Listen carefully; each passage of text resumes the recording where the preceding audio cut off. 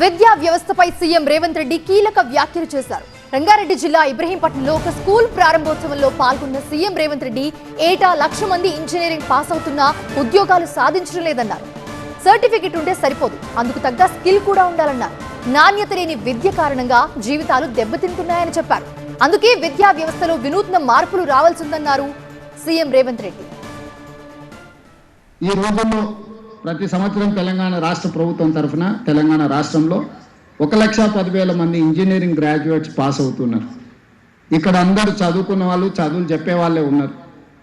నేను మిమ్మల్ని అందరినీ ఒక సూచన చేయదలుచుకున్నా.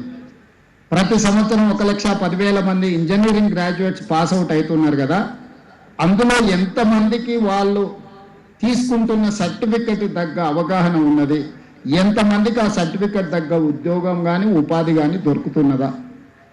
మనం నాణ్యత లేని విద్యను అందించి వాళ్ళకు ఒక సర్టిఫికెట్ ఇవ్వడం వల్ల వాళ్ళ జీవితమే పూర్తి స్థాయిలో దెబ్బతింటున్నది.